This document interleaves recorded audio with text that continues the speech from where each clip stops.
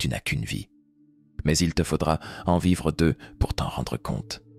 La première, c'est celle que tout le monde voit, celle où tu cours après des rôles, des attentes, des regards.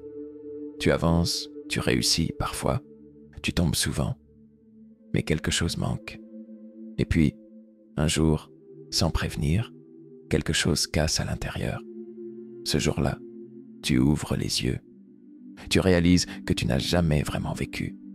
Ce moment-là, c'est le début de ta deuxième vie. Ce n'est pas une renaissance spectaculaire. C'est discret, intime, une sorte de retour à soi. Tu commences à poser des questions que tu évitais jusque-là. Pourquoi je fais tout ça? Pour qui je vis vraiment? Et soudain, une vérité douce et violente te traverse. Le sage ne regarde plus les autres. Il s'écoute lui-même. On t'a appris à regarder à l'extérieur pour comprendre le monde. Mais la sagesse commence quand tu fais demi-tour. Quand tu comprends que ce n'est pas ce que tu fais qui définit ta valeur, mais ce que tu es quand tout s'arrête. Pas quand tu es applaudi, mais quand tu es seul dans le silence. La vraie force n'est pas dans les murs que tu construis pour impressionner. Elle est dans ta capacité à rester en paix, même quand ces murs s'écroulent. Maîtriser les autres est une victoire visible. Mais maîtriser tes propres pensées, tes colères, tes envies, c'est là que commence le vrai pouvoir. Un pouvoir silencieux, mais inébranlable. Et tu sais ce qui change tout? Ce n'est pas une réponse, c'est une question. Une question que tu n'éludes plus. Tu la regardes en face, tu l'habites. Tu n'as plus peur de ne pas savoir. Parce que mieux vaut comprendre la question que prétendre posséder la réponse. Alors tu t'assieds avec toi-même. Tu n'attends plus d'être validé. Tu n'as plus besoin d'être compris. Tu veux juste être vrai. Et dans ce dépouillement, quelque chose d'invisible mais profond s'installe. La paix. Tu n'es plus en train de survivre à ta vie. Tu es en train de l'habiter. Et peut-être que, pour la première fois, tu n'es plus en train de fuir vers un but. Tu es simplement là, et c'est suffisant. Imagine un vieux voyageur. Ses vêtements sont usés, son regard est calme, ses mains portant les traces de ce qu'il a traversé. Il ne parle pas beaucoup, mais quand il parle, tout le monde se tait. Il ne tire pas sa sagesse des livres, ni des citations. Il la tire du vent qu'il a affronté, de la poussière qu'il a goûtée, des chutes qu'il n'a racontées à personne. Tu sais pourquoi ces paroles portent? Parce qu'elles ont été forgées dans le feu de l'épreuve. L'expérience, ce n'est pas ce qu'on t'explique. C'est ce que tu vis quand il n'y a plus personne pour te dire quoi faire. C'est une bougie. Et cette bougie n'éclaire qu'une chose. Le chemin derrière toi, pas celui qui vient. Ce que tu as vécu ne te prépare jamais vraiment à ce que tu vas vivre. Mais cela t'apprend une chose essentielle, que tu survivras aussi à ce qui vient. L'apprentissage véritable ne se fait pas à la première lecture, ni même à la première chute. Il vient par la répétition, par l'usure lente du confort, par ces jours où tu répètes les mêmes erreurs en croyant avoir compris. Et un matin, sans avertir, quelque chose change. Tu ne réagis plus comme avant. Tu ne cries plus, tu ne fuis plus, tu ne réponds plus par orgueil. Tu observes, tu accueilles, tu comprends. C'est à ce moment-là que tu réalises. C'est ça, apprendre. Mais attention, il y a deux pièges. Apprendre sans réfléchir, c'est empiler des faits comme des pierres qu'on ne regarde jamais. Tu construis une forteresse vide, et réfléchir sans apprendre, c'est tourner en rond dans une pièce sans porte, avec des idées brillantes mais sans ancrage. Il faut les deux, la chute et l'analyse, l'émotion et la digestion. Sinon, tu accumules des cicatrices inutiles ou des pensées stériles. Regarde autour de toi. Certains portent beaucoup de savoir, mais leur vie n'a pas changé. D'autres n'ont jamais mis les pieds dans une école, mais leur regard contient des siècles.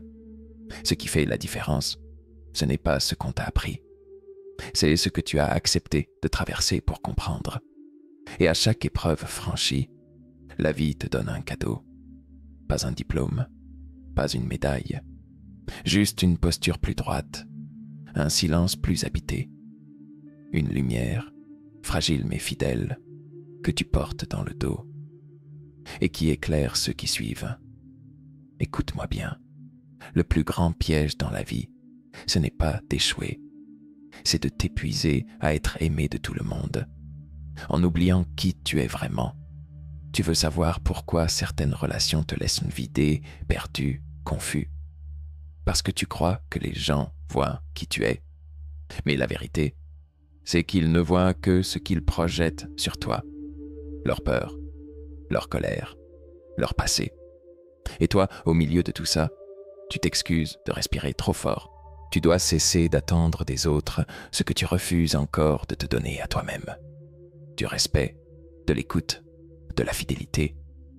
Tu ne peux pas bâtir des ponts solides avec des gens qui ne savent même pas construire une porte.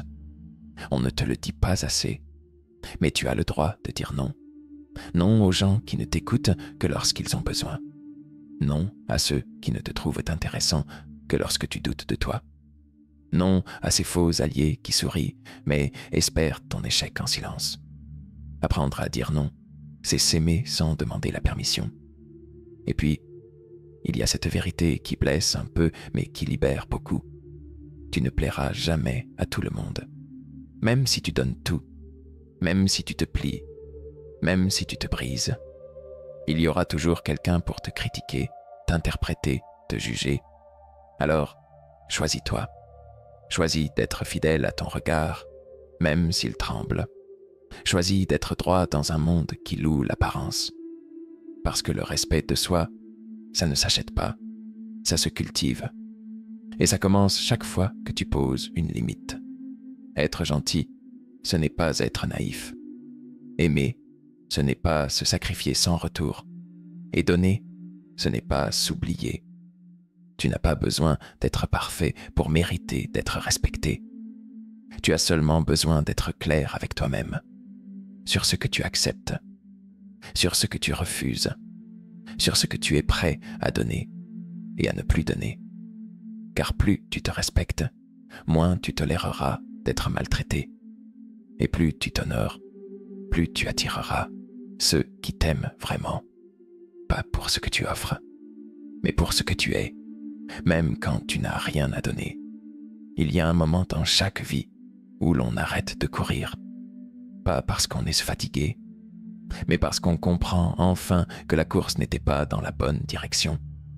Le monde te pousse à aller vite, à tout accomplir, à tout transformer. Mais la sagesse, elle, murmure autre chose.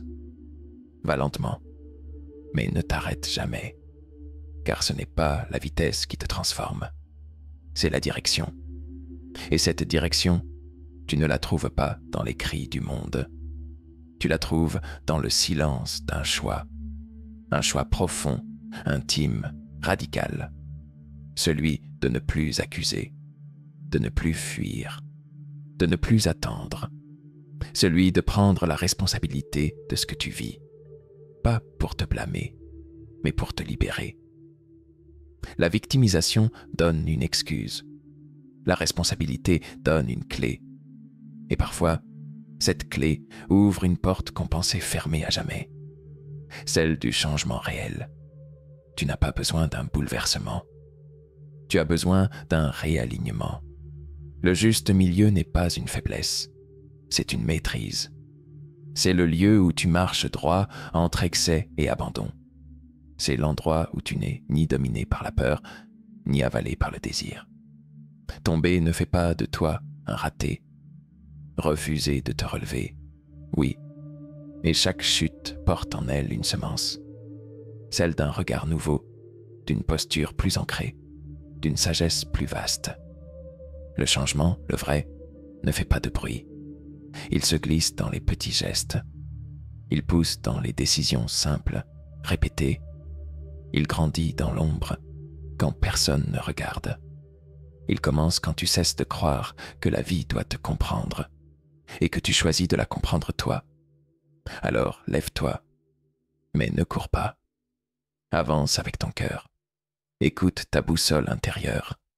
Et surtout, souviens-toi, chaque détour, chaque pause, chaque détour inutile t'a mené exactement ici, là où tu peux enfin recommencer. Pas plus vite, mais plus vrai. Cher toi, tu cherches le bonheur, n'est-ce pas? Comme on cherche une montagne à gravir ou une étoile à atteindre, tu crois qu'il est ailleurs, plus loin, plus haut, dans quelque chose que tu n'as pas encore. Mais laisse-moi te dire une chose. Le bonheur n'est pas un sommet. C'est une chaise posée au bord du chemin. Et tu passes à côté chaque jour, en courant vers demain. Le contentement n'a pas besoin de preuves. Il n'attend pas que la vie soit parfaite. Il ne se nourrit pas du bruit, ni des applaudissements. Le contentement, c'est ce souffle que tu prends, quand tu réalises que ce que tu as suffit pour aujourd'hui. Une tasse de thé chaud, une chanson qui t'émeut sans raison, une personne qui te regarde sans te juger, la lumière sur le mur au réveil, un silence doux entre deux pensées.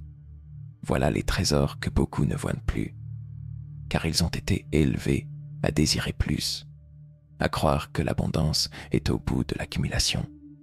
Mais non, le bonheur, le vrai, est à la taille de l'homme, ni plus grand, ni plus petit. Il est là où ton cœur s'ouvre, pas là où tes poches débordent. Tu veux connaître la paix?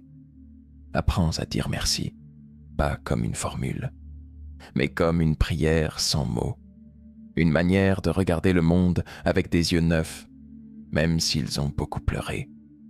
Sois reconnaissant pour l'ordinaire, parce que l'ordinaire, c'est le sol sur lequel la joie vraie pousse en secret. Pas spectaculaire, mais profonde. Pas bruyante, mais stable. Et si, ce soir, tu n'as rien de spectaculaire à raconter, mais que ton cœur est calme, que ton souffle est lent, et que tu ressens cette chaleur discrète d'être vivant, alors tu as tout compris. Le bonheur ne se fabrique pas, il se reconnaît.